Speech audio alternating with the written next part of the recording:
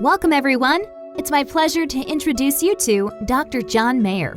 Dr. Mayer's work as a psychologist has a global reach. Take a look at some of his amazing accomplishments.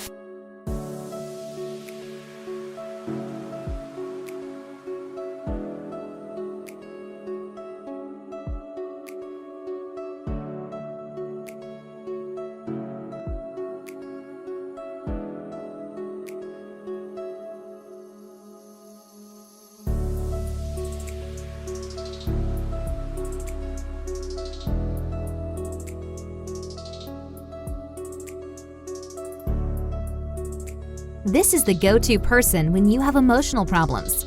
Someone to listen to and learn from. Now, here's Dr. Mayer. Thank you for that kind introduction. Now let me get started.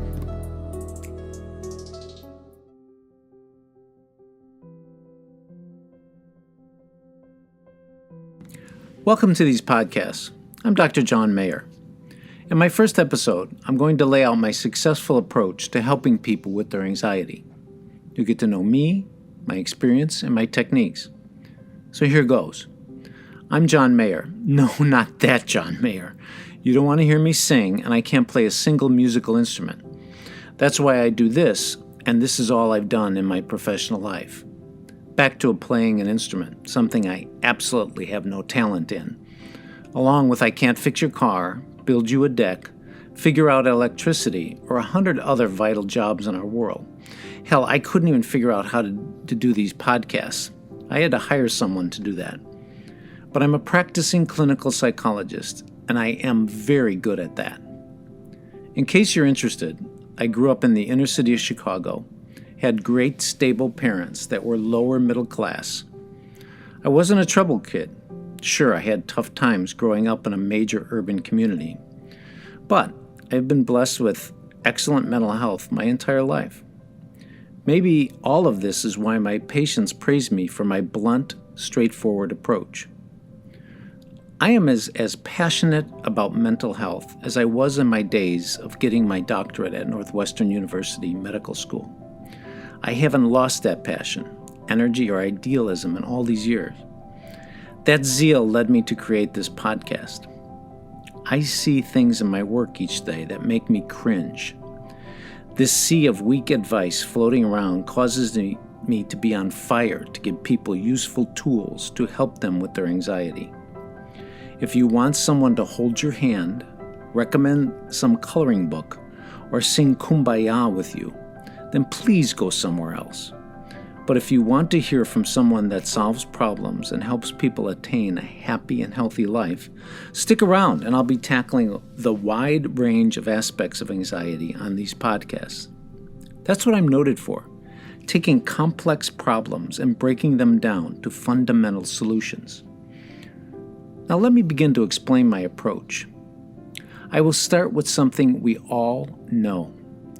Anxiety sucks. It's a bitch. But guess what? It's not going anywhere. Life will always have stresses. You may have been fooled by social media babble that you can eliminate anxiety, but that's wrong. Stress is a fact of life, and all forms of life experience stress. Picture a tiny seed in the ground. The nutrients of the soil coddle it, protect it, feed it, and then it begins to grow. Its life while under the nurturing blanket of the earth is pretty good, and it grows and grows.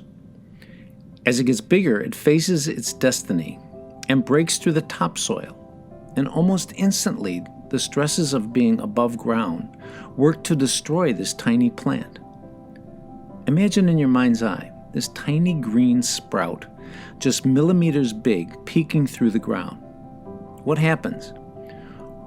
Rain, wind, animals, humans trample it, smashing it back underneath the surface. But in spite of these stresses or hardships, the little plant persists and becomes a stalk.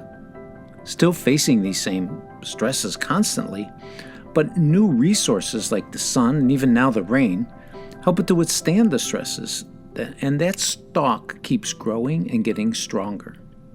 Sure, it could be destroyed from one great trauma, but it struggles to grow and it gets stronger. It has good days and it has bad days. Its stalk can now bend in high winds, and it may even withstand a shoe or two. Biologists will tell you that those stressors had a positive effect. They made our growing plant strong enough for something miraculous to happen. It grows buds, and those buds face their own hardships, but they persevere because the stalk is strong and will support the buds. Then, most miraculous of all, the buds become beautiful flowers and add beauty, fragrance, and nectar into our world. And even then, those darn bees come along and steal our treasures to serve their own needs.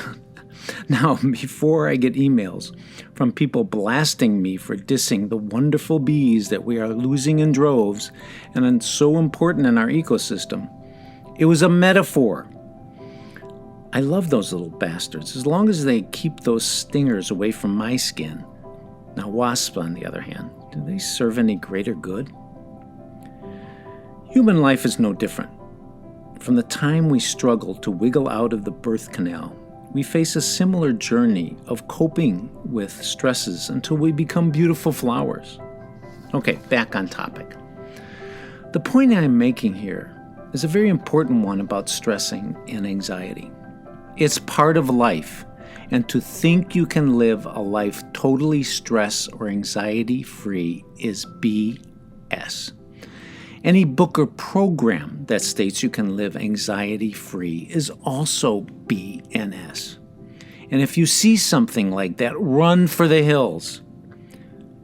And, like my little story about the flower, anxiety and stress has some positive benefits. It can signal that something is wrong. This reminds me of my first lecture at Northwestern. It was given by the dean of the med school, and he stunned all us idealistic, fresh-faced students by starting the lecture with the shocking statement, "Pain is good." We all looked at each other bewildered because we were all here to learn how to end people's pain. He went on to tease us by exaggerating his point of how pain is so useful, and as future doctors, pain is such a great tool for us. Pain, he insisted, helps us care for whatever is wrong. The pain of anxiety is the same. It tells us something is wrong, and its presence is the first step in taking care of what is wrong. Make no mistake, the something wrong is a condition we can end, fix, or eliminate. That leads me to all my basic principles. Basic principle number 1, anxiety is a part of life, which leads me to principle number 2. Don't fight anxiety, surrender. And let me throw in principle number 3. As I was just talking about so strongly, we can fix whatever is wrong or broken in our lives. Think about this common reaction to feeling anxiety. I'm anxious, so I'm going to grit my teeth, fight this, and get rid of it. Wrong. I tell people, I'm anxious. I know what this is, and I'm going to take care of myself. This is kind of what led me to these podcasts. There are lots of wrong self-help messages out there that tout, end anxiety for good, you can live stress-free, and so on and so on. And yet, they get the big BS from me. Okay, so we can't end stress. So what can we do? We can avoid it. And I can't wait for you to hear in an upcoming podcast what I have to say about how avoidance gets such a bad rap in our world. We can divert it. We can contain it, eliminate its triggers, and otherwise keep it from dominating our lives. I'll talk about this throughout these podcasts. Finally, let me talk about where anxiety comes from. All anxiety comes from one source, and one source only: the unknown. Everything else that gets associated with anxiety are all subcategories of the unknown. Think about it. Fears. We fear what we don't know or don't understand. Threats, the same. what will happen to us, or the unknown. Performance anxiety, or public speaking, the unknown of whether we will fail. Okay, failure, yep, the unknown. Death, we fear what's next, if anything. Here again, the unknown. And on, all are based on the fear of the unknown. Proof?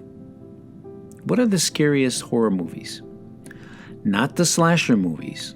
Those are crime stories with jump scares.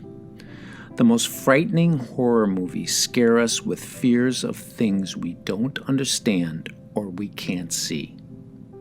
I know I write screenplays and consult on films. Now that leads me to a fundamental key to handling anxiety. As much as you can, make the unknowns in your life known. And I will maintain to you that you have the intelligence, education, life experience, including negative experiences, resources, including me, and imagination and creativity to handle anything life throws at you. These are tools that make the unknown known. My job, whether on these podcasts or in therapy, is to help you draw upon all these resources to make the unknown known. In the next episode, I'm going to defy all savvy marketing strategy and give you specific ways you can handle your anxiety, instead of waiting until episode 9 and keep you coming back. See you then.